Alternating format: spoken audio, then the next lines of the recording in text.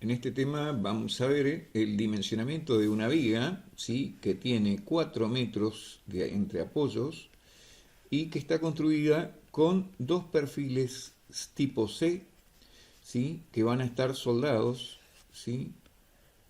A una distancia que nosotros en este tema no vamos a calcular la soldadura, solamente vamos a ver qué tipo de perfil que ofrece el comerciante podemos adoptar para que resista las solicitaciones actuantes. Y bueno, veremos entonces. Lo primero que tenemos que saber qué resistencia tiene ese material. La resistencia del material, vamos a la tabla del proveedor, y en la tabla del proveedor podemos ver si en la parte inferior, si miramos, ¿sí? Las características que ofrece ese proveedor, ¿sí? En este caso puede ser un F26, un F36 o un F24. Entonces, de acuerdo a la resistencia que da el proveedor, será, entonces nosotros vamos a adoptar un F24, que significa que tiene 2.400 kilogramos por centímetro cuadrado, o, dicho en otras palabras, 235 megapascales, ¿sí? Más o menos acá le está diciendo la resistencia, ¿sí? Entonces,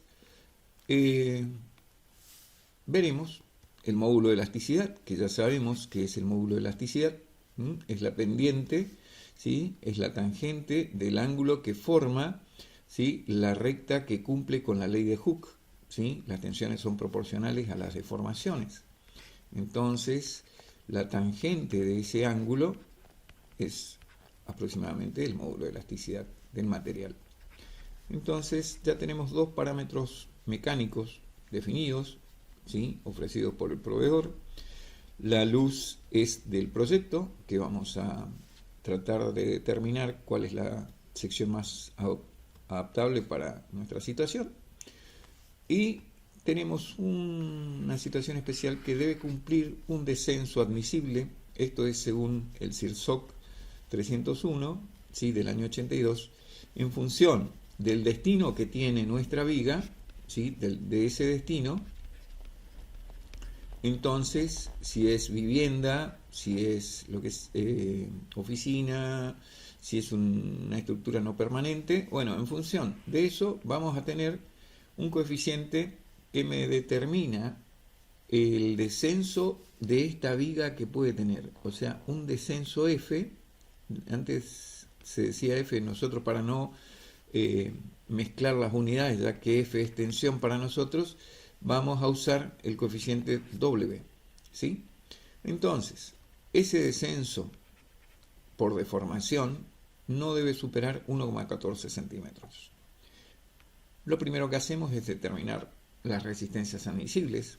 El CIRSOC 301 del año 82 tomaba dos coeficientes de seguridad, ¿sí? Entonces, uno para cargas permanentes era 1,6 y para cargas no permanentes 1,4. Nosotros tenemos para cargas permanentes, por lo tanto el coeficiente va a ser 1,6. Determinamos la resistencia admisible de ese material de acero, y la resistencia, tenemos dos tipos de resistencia.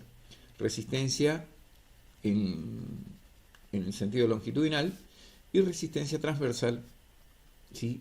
Al perfil, que para la resistencia de esfuerzo cortante el CIRSOC determinaba una tensión mucho menor, que era la resistencia admisible dividido la raíz de 3.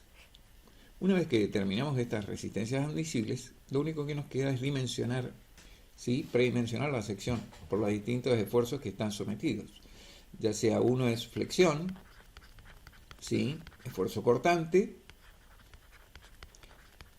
y a esfuerzo de deformación. Entonces, vamos a ver qué situación tenemos ahora. Primero vamos a ver flexión, ¿sí? Entonces, para la flexión necesitamos conocer la solicitación de flexión. Esta es la solicitación de flexión. Esta es la solicitación de esfuerzo cortante. Como era una viga simplemente apoyada, el momento flector de una viga simplemente apoyada, sometida a una carga uniformemente distribuida, Q, no va a ser otra cosa que Q por L por la luz al cuadrado dividido 8. Y el esfuerzo cortante, ¿sí? Para esta misma viga es Q por la luz dividido 2. Bien, una vez que tenemos las solicitaciones, pasamos al predimensionado de flexión. Lo que hacemos es de la fórmula de flexión, ¿sí? ¿Se acuerdan que la tensión de trabajo es igual al momento dividido el módulo resistente? Entonces, lo que nosotros necesitamos determinar es el módulo resistente. Una vez que determinamos el módulo resistente, como son dos perfiles, tenemos que determinar el módulo resistente de un solo perfil. O sea que dividido 2, este es el módulo resistente del perfil que necesitamos. Para ello, vamos al proveedor, ¿sí? Vamos a las tablas, y en las tablas el proveedor, para ese tipo de perfil, entonces nos determina. Acá tenemos la inercia, ¿sí? En el sentido I. Obviamente tendría que mirar el dibujo, que este es el sentido I, y el otro va a ser el sentido Z. Entonces, acá tengo el módulo resistente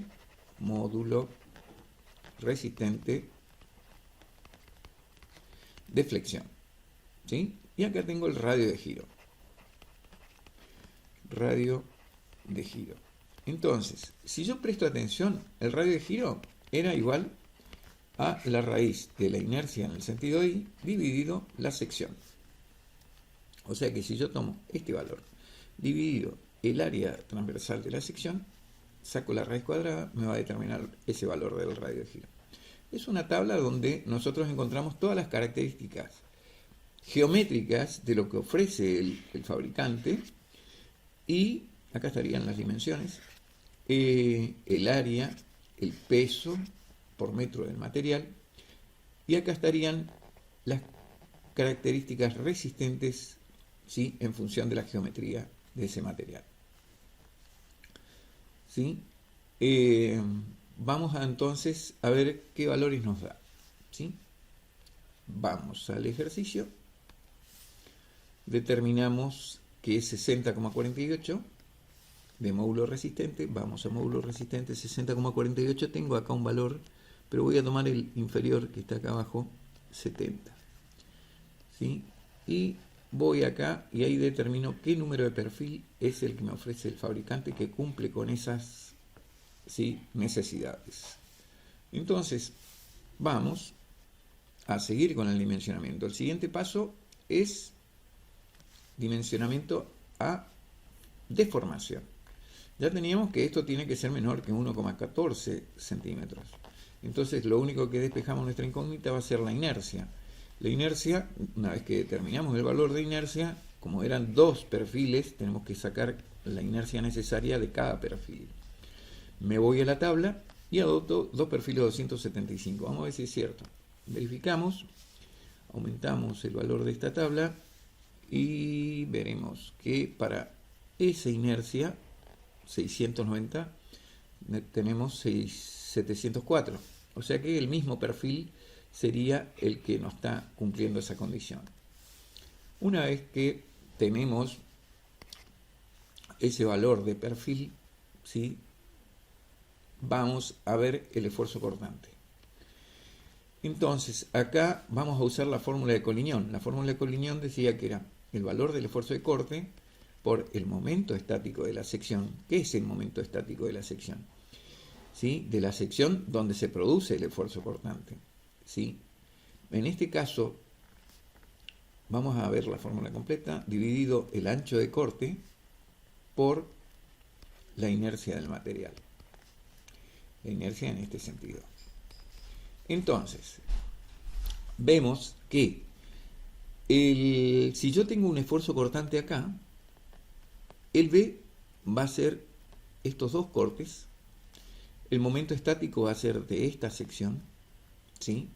O sea que es la superficie de esa sección por la distancia a dicho eje. Ese sería el momento estático. Si yo tuviera toda la variación de tensiones a lo largo de la altura de ese perfil, vería que tengo un esfuerzo cortante acá, baja un poco porque tengo dos secciones de corte y de golpe sube y veo que es algo así la variación del esfuerzo cortante. En este punto, en la mitad, estaría el tau máximo. Entonces, vamos a determinar el momento estático de toda esta sección.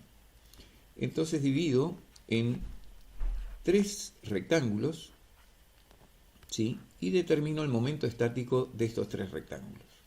¿Qué es el momento estático? Es la superficie de este rectángulo por la distancia a su centro de gravedad, ¿sí? Luego la distancia del segundo rectángulo por la distancia a su centro de gravedad, y eso es lo que tenemos acá, ¿sí? Como son 2 perfiles, debo multiplicar por 2, ¿sí? Bueno, entonces sería la superficie por la distancia, superficie por la distancia, superficie por distancia. Y ahí determino, sumo todos los valores y determino el momento estático de esa sección de cortes, ¿sí? Superior. Una vez que determino, tengo la sección de corte, que van a ser 2. ¿Por qué 2? Porque tengo 2 perfiles. Acuérdense, si yo tengo mi sección de corte, está acá en la mitad, tengo un B, 2B, ¿sí? La inercia también tendría que ser 2 inercias de perfil. Tengo una inercia, 2 inercias. Por lo tanto, este valor posiblemente esté mal. Habría que multiplicarlo por 2 y este valor hay que corregir, ¿sí? Igual me va a dar menor que este valor, que es el valor admisible de esfuerzo cortante. O sea que estoy en buenas condiciones. Una vez que cumple todas las condiciones, lo que veo es que el perfil adoptado, que verifica todas las condiciones, es el perfil normal C de chapa, ¿sí? Que ya está plegada, ya cumple todas las funciones de rigidez, y el proveedor me dice que el perfil que cumple con estas condiciones es el 270-25, o sea, tengo 20 centímetros, 7 centímetros de ala y 25. Lo único que faltaría determinar son los cordones de soldadura, a qué distancia, ¿sí? Estaría cada cordón y cuánto sería la longitud N de ese cordón de soldadura para poder estar sometido a ese esfuerzo. Esto se dimensiona por esfuerzos de tracción, ¿sí? Tracción.